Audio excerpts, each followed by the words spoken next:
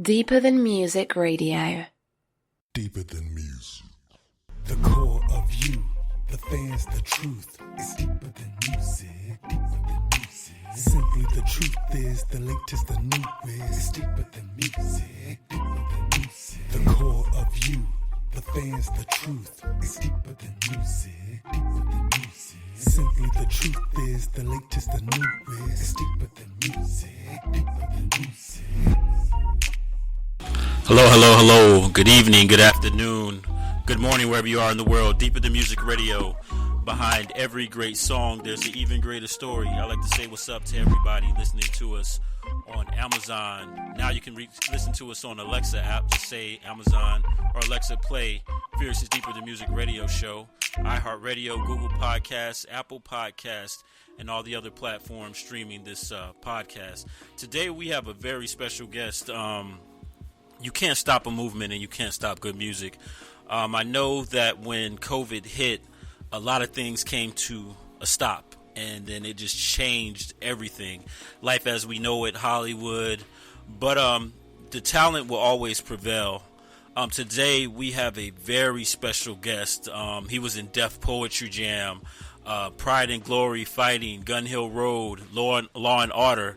He's a salsa performer and also a poet.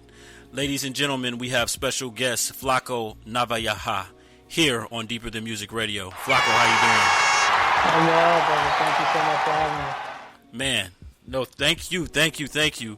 And you speak to one of the, talent never dies, man, and nothing really stops a movement. We're here to, talk about your talent, talk about what you've done, but more importantly, talk about a single that you were able to create during COVID-19. And it's called Sing a Song to Life. Mm-hmm. And man, it just the title alone, I know that it's speaking life into what's been a crazy moment. Could you explain to us like the motivation and what inspired this single? Absolutely. I feel like us as creatives have no other choice but to create. So during this pandemic, I found myself with the need to do something to kind of contribute to the narrative of this story that's happening right now. And early on during the pandemic, a melody came to my head. And it was the first time that a melody was the entire form of the song. So it was like I heard the bridge clear, I heard it all. I just didn't have any lyrics in my head. And eventually I ended up writing the first 4 lines. I called a very good friend of mine who is an amazing singer, songwriter, and performer in his own right, my brother Obie Bermudez. And I called him for advice about his process in songwriting. Mm-hmm. And it was kind of like that proverbial question. Was it the chicken or the egg? Did melody come first or lyrics? And as I expected, he said it varies per song. Sometimes he comes with lyrics, sometimes not, whatever. But then I felt inspired to share with him this melody that I had in my head. So I recorded a voice note and texted to him a couple of days. Like his response was, it must have resonated within him, because his response was, "This is beautiful. How would you feel? Would you be okay if I wrote with you on this?" And I was like, dude, I wanted to ask him that, but I didn't dare. So it was like a huge blessing and an honor. So I said, absolutely. And a couple of days later, he came back with these beautiful lyrics. We went back and forth and edited. And that's how the song was kind of born. And then from there, I called my musician friends. Mm-hmm. I needed someone to make an arrangement for it in terms of the music. I had an idea of what I wanted it to sound like or what the style of it was. Yeah. And then I got blessed again by an amazing collaborator by the name of Oscar Hernandez. Now, Oscar Hernandez is a multi-Grammy winning composer, arranger, and band leader. He has a band called the Spanish Harlem Orchestra. Wow. and the song resonated with him as well. And a couple of days later, he hit me with some beautiful music, and then I called in the heavy hitters, my people from all over, and it was 100% pandemic production because no one was in the same place at the same time. Everyone recorded individual. I got to give a huge shout out to my brother and the conga player on the song, Jonathan Gavidia, because he helped me. Without him, it wouldn't have happened because he kept it all organized in terms of the files being on point, and he stepped up as producer and percussionist. So yeah, we put this all together, and everyone kind of that contributed to it felt that it was something that was needed. The message it resonated with them, and what came together was just beautiful. I couldn't have been happier with how it turned out. Wow. And then like, what is because like sing a song to life, what is like the motivation of the song or the meaning behind the song? Because I mean, just the title alone is just, it reminds me of, the saying, you want to speak life to things. That's what I think of when I see the title. That's real deal. And, we're living in some very difficult times. And at the same time as these being difficult times, they can be very inspiring. What I've been noticing, what I've seen is that, I've seen people come together to voice to put their voice out there, to stand up for what they believe in. We have a president who's extremely divisive and not unifying the people, yet it's backfired because it's only made us come together and hit the streets and to see young people fighting for their lives and coming together, people of all races, and standing up. The whole Black Lives Matter movement in the island of Puerto Rico, we took to the streets last year and made our governor renounce. And so like to see the strength of a united people has been very inspiring. Oh yeah. Also, the darkness of these times, I felt it important for me important to speak about the beauty of life. Mm-hmm. We living in some difficult times, but what a time to be alive. Yeah. This is a historic moment. And I felt the need to contribute to that narrative. Man. And what I want to do now is preview the song and let the listeners hear it. And then afterwards, because I like the fact that you do spoken word and music, we got to talk about the journey on Deeper Than Music Radio. But I wanted to showcase this music that you just put out. So ladies and gentlemen, and I don't want to mess this up, so I'll say sing a song to life, but can you translate? Absolutely. The name of the song is Cántale A La Vida. Sing a song to life.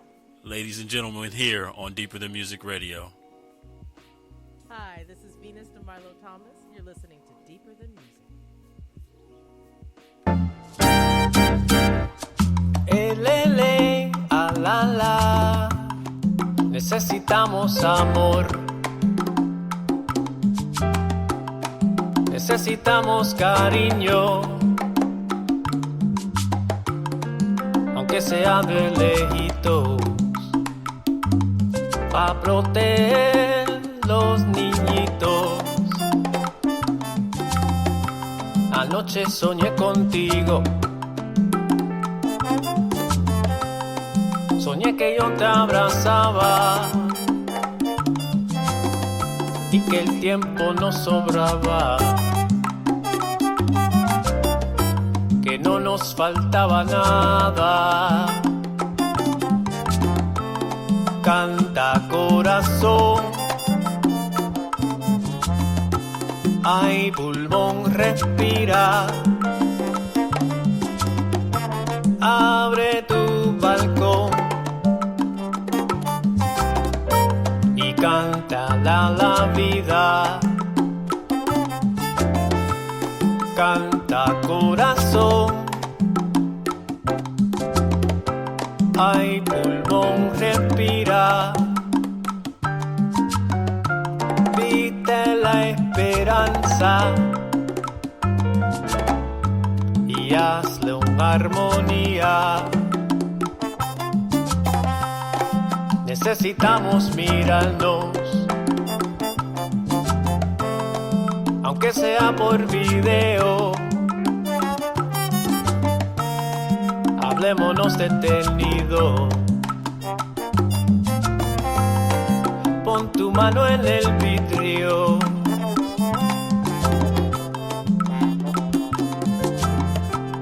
Canta, corazón.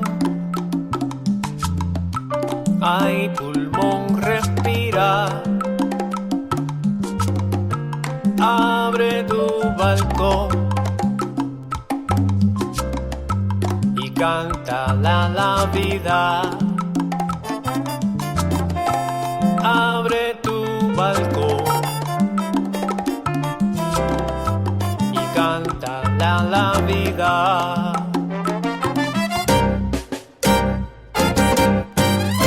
Abre tu balcón y cántale a la vida. Oye, abre tu balcón y canta con alegría. Y cántale a la vida. A todos los trabajadores, esas son la gente mía. Y cántale a la vida. Las caras lindas de mi gente negra. Black Lives Matter. Oh, yeah.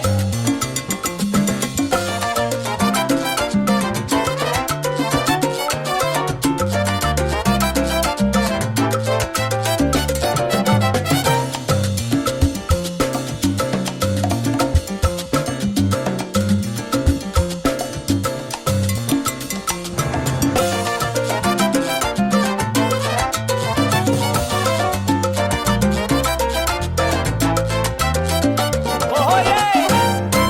Abre tu From the South Bronx to the Hollywood Hills, from Santo Domingo hasta la Ciudad de México, a través de todas las fronteras, desde tu casa a la mía, un abrazo social. From a distance, we don't have to be in the same room to be unidos en un sentido común. Together, we raise our voices and our fists for justice. Unidos, we change the world.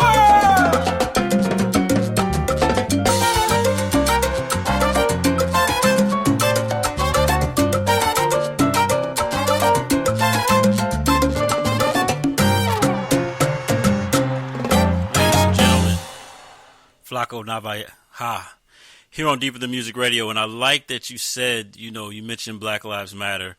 And it just feels like, with the division, it just feels like people of color across the spectrum are under assault under this administration. And like you said, because I even said to myself, I've never seen so many movements in so short period of time, but it's good that people are coming together in this time. It just seems like in our times, it's like all these ingredients for the perfect storm, but it also speaks to humanity. And even when everything's bad, there's still people that'll fight the good fight and Absolutely. be together as one. But I wanted to, because you've done so much, like singer, poet, actor, your poetry, you beatbox, you mentioned you're a blend of KRS-One. Where did it all start, Flaco? What's the genesis of Flaco and all this talent? Where did it cultivate? Yeah, I mean, it cultivated in the South Bronx, New York City. I'm the youngest of 5, so I had a lot of influences from my older siblings and their different musical tastes. And yeah, I grew up in the 80s in New York, so hip hop was definitely a part of it all. And it all started there. I started my career as a spoken word artist, so when I discovered poetry, it gave me a means of expressing myself that I didn't have before. I first started dabbling with trying to write rhymes and be a rapper, but I was talking about things I had no experience about. You know what I mean? Yeah, I felt the need to be this person that I wasn't. right? But then also I felt very constrained. I felt the constraint of the form in the sense that it needed to rhyme. It had a very specific pattern that it had to go by.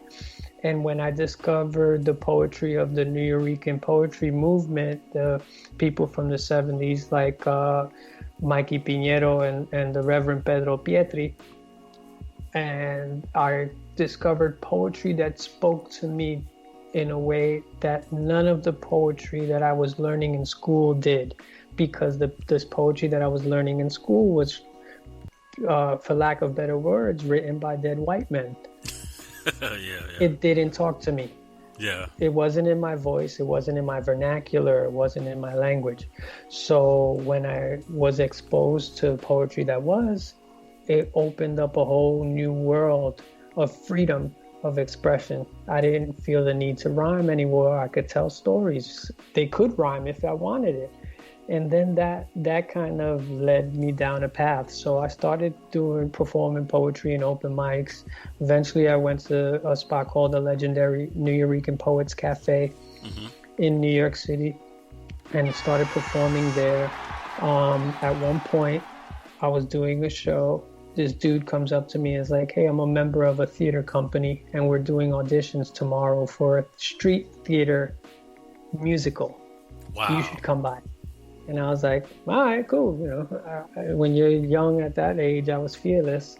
So I went down there and I auditioned for this street theater festival and got the part. And that was my first theater experience. And then that's how it all kind of spiraled. That 18th year of my life was a big one. And it was one where I met a lot of my mentors. It was one that I started my artistic exploration for, you know, and that's how it started. And then in the early 2000s is when Def Poetry came around. By that point, there was a thriving spoken word scene in New York City and all the major cities. What Def Poetry did was expose that to the world and to put it on the mainstream. But there was a lot of us already by that point grinding almost 10 years doing poetry. You speak on, I feel like because I love poetry. I mean, and then we talk about not too long ago I was watching Love Jones, and it's just I feel like, you know, poetry is a art form that is very underappreciated. And one thing because even when Russell Simmons came out with Def Poetry Jam, it was like, wow, you know, it's bringing it to the forefront. With that being on Def Poetry Jam, how was that exposure? Like, how did it change? Did it enhance anything or magnify what you were doing or magnify your presence within? Yeah, I mean, it opened it up to a fan base that I wouldn't have been exposed to.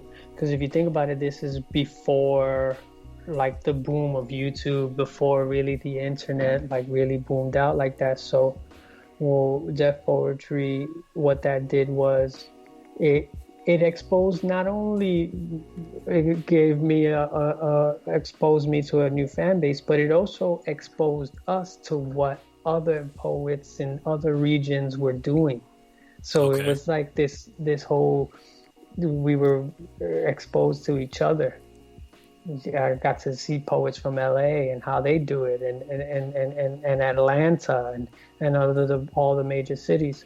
Another thing that Def Poetry did was gave me an opportunity to travel the world, because we did a tour of Def Poetry and that ended up going to Scotland. We went to Australia. We went to New Zealand. We did many all over the United States. So yeah, it was a blessing to be a part of that. And while you were doing this, how did the music did this evolve into you becoming a musician, or was it like parallel? That was a good question. The poetry started out being a vehicle that allowed me to sing in public. Okay. Because I didn't, a lot of my colleagues that are in the salsa scene and that are salsa musicians now, a lot of them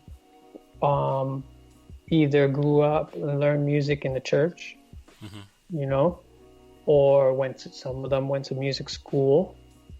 Some of them came up singing background for other major artists, those type of things. And I didn't kind of come up in that environment. I didn't have those things. So I was just a kid that liked to sing. So when I started doing poetry, I kind of developed my own style by singing old school salsa tunes a cappella, and then kicking poems that were based off of the themes that were explored in those songs. Yes. So that kind of set me apart from some of my peers, and helped me. Eventually, as the years went on, I was able to kind of put all this skill set together. Yeah. And landed in a band. I started singing in this band called Yerba Buena, which is we played. It's called a Boricua Roots music group. So we played this traditional Puerto Rican music that was normally listened to by our like grandparents and things like that. But we were all young and gave it this young urban feel, but still maintained the respect of the tradition. And that really was like my training ground in terms of singing with a band. But before that, I also got the opportunity to host an open mic, which still exists, and it's probably one of the longest running open mics in New York City, or if not the country, and it's called All That Hip Hop, Poetry, and Jazz. So it was also at the Nuyorican Poets Café. I inherited the hosting job from a brother by the name of Babito Garcia. Babito Garcia is a world famous DJ. Shout out to Bob. Stretch and Babito. Shout out to Babito. Exactly. Yeah, love it. So Bob was the host, and then I was this young kid going there all the time. And eventually, when he stopped, I was the next host, and that was a big training ground too, because the format of that show was every poet and MC was accompanied by a 3-piece jazz band. Wow. No one was allowed to do any a cappella, even the poets. And all the music was improvised on the spot. It was amazing. And then the musicians themselves were world-class musicians. Little did I know at that time. I didn't know their resume. But now when I look back, I was like, like the bass player is this dude named Boris Kozlov. Boris Kozlov's this Russian dude who was the bass player in the Charles Mingus Big Band. He literally was playing a bass that was played by Charles Mingus at this show. Wow. You know what I'm saying? The drummer was this dude named Chris Settleton. So that was a big training for me as well, because I was able to experiment.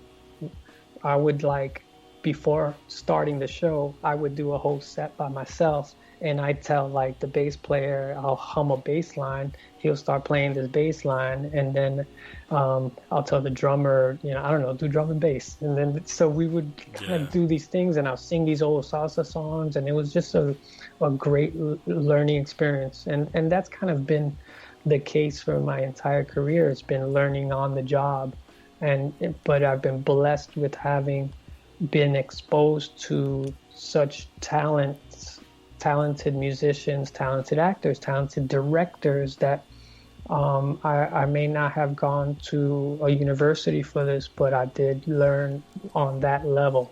You got your OJT, and it's funny how what you said made me think about how with music and doing poetry, you're pretty much restricted to the beat, right? How you can wiggle around music wise, and you made me think of the relationship of Sting and his guitar player. So his guitar player, he wants to showcase the music, but Sting is he was an English teacher. I love his songwriting skills, but they would always kind of have this love-hate relationship because Sting has all these words, and the musician's like, look, I'm a musician. I want to showcase my music. And you made me think about that when you describe the environment of what you hosted, because you have musicians, then you also have poets, and it's kind of like you got to create on the fly. And then with music, it's all about the timing, and also with poetry, it's all about the timing. So that's pretty interesting, and I could see where a poet hones his skills in that environment. Yeah, absolutely. I was forced to kind of navigate the music and some poets had a tough time with that, with the music having thing. But what was beautiful is that these musicians were so amazing that it sounded like they had heard these poems a million times, because it was such a conversation where the intensity rises with my story and their music rose as well, and that was a beautiful thing to witness. And so poetry, music, host, where did acting fall into the situation? So that dude invited me to audition for the street theater company, and that's where the acting started. So I started doing theater with this company. We did a musical that was performed in like city parks all over New York City, and I enjoyed it so much. Around that same time, I met this dude named Danny Hawk. Danny Hawk is a very accomplished actor, writer, and performer, and he hired me as kind of his assistant, and he was developing this one-man show. So that was also a big exposure for me to see the behind-the-scenes workings of a dude creating a show. And I was in the theater with him every day, and that was a big learning experience. So that's where it kind of started. So I'm in these environments. Then I meet these people at this community center in the Bronx called The Point, and I start hanging out there. And turns out these two of the founders of this organization were also spoken word artists and theater practitioners and things like that. We ended up forming a group called Universes, and Universes became, for lack of better words, pioneers in the whole hip-hop theater movement. So this is like when Lin-Manuel Miranda was probably in high school. You know what I'm saying? Yeah. So it was like there was this boom of theater practitioners that were informed and influenced by hip-hop culture. So it wasn't necessarily hip-hop musicals where they rhyming and doing things, but it was a regular play about some kids that are MCs and graffiti writers. And they ended up doing this hip-hop theater festival. It started in New York at PS 122, and then they expanded it to DC. There was a big one in DC. Chadwick Boseman, may he rest in peace. Oh man, yeah, rest in peace, Chadwick. Yeah, I met him through the Hip Hop Theater Festival, and we did a play reading together. Wow. And so a lot of people came out of that world. There was it was making so much noise that at some point there was a Source magazine article written about hip hop theater. And that group that I was a member and founding member of, Universes, was featured, like the main feature of that article. And I remember on the cover of that Source was Wu-Tang Clan. Raekwon the Chef was on the cover. Okay, yeah. Yeah. So that's where it all kind of came together. And that Hip Hop Theater Festival was a big deal because it, again, broke the rules of what traditional theater was supposed to be. Yeah. And it gave a whole other generation, a whole other group of people license to write their stories and to share their stories and perform. Yeah, and it's like you make me think of a Lyricist Lounge. I kind of imagine that being like a Lyricist Lounge. A lot of those dudes used to come to all that and perform at those hip-hop shows, like my man Wordsworth. Well, yeah, who just put out a book. Baby Power also was a member of the Lyricist Lounge show. I used to love that show. That sketch comedy with hip-hop and rhyming is amazing. It's so ahead of its time. Yeah. What would you say as far as, because you do so much, like what has been like, what do you find more rewarding? Theater, hosting, being in like shows like Pride and Glory, and Law and Order? What do you find as far as the most There's something about the visceral exchange in live performance. Doing theater is amazing. Live, singing live, and like even spoken word, doing that live element is something that I could never trade in. It's unfortunate that we live in a society that doesn't support the arts the way it should. Yeah. We support celebrity. You know what I mean? So, that's true. I can't necessarily make a living as a theater practitioner and doing plays and things like that. That's why film and TV pays, it pays so much more. What I can make in one day doing a TV show that I have literally one line, and I just walk up and give a folder to a cop and be like, "Here's you go, sir. Here's the file," and walk away. I'll make more doing that than an entire week doing a play that I wrote myself. Yeah. That is just a sad reality of the society we live in, the country we live in, because not all the countries, there are other countries that support the arts in a different way. But that's what we're dealing with right now. And I feel like if I can make more money doing theater, I'd be ecstatic.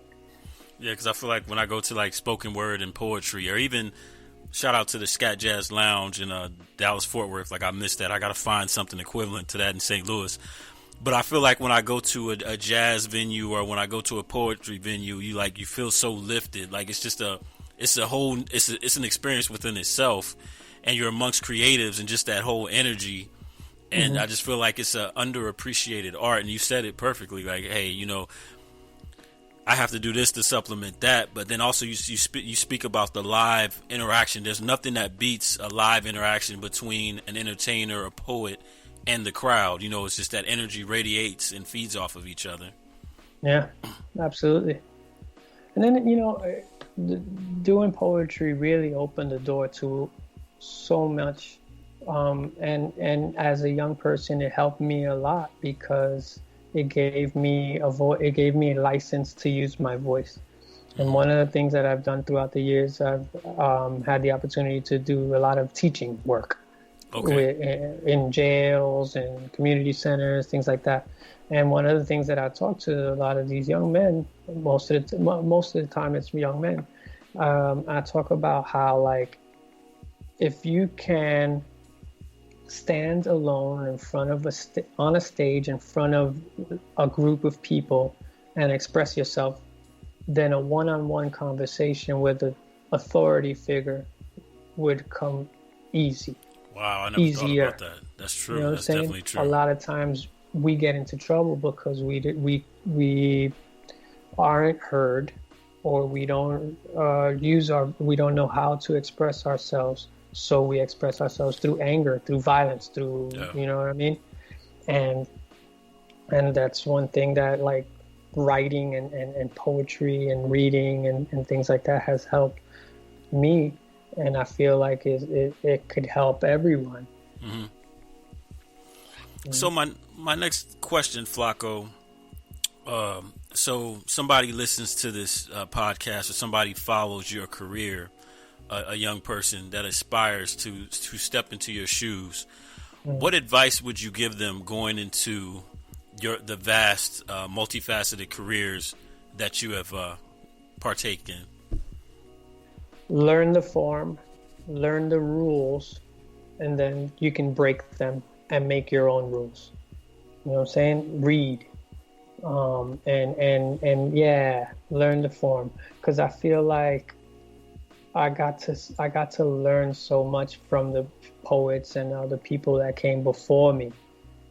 And it's like they set a path, and then it's like, ooh, I can do that, but then I can do it in my way, like this. You know what I mean? And I feel like that's very important. And reading is important. Like, let's say you want to be a poet, right? Mm-hmm. It's important for you to know poetry, for you to read poetry. And it was something that it took me a while to kind of admit and learn. Like I used to not like it, but I remember an elder by the name of Steve Cannon. He is a blind man. I'm sorry, I don't know if he's still alive. If he is, I love him. If he's not, I still love him. Steve Cannon was a poet, but and he's a blind dude that would sit at the bar at the Nuyorican Poets Café and heckle people. Oh, wow. And he'd be like, let's say someone got up on stage and did a long introduction to their poem.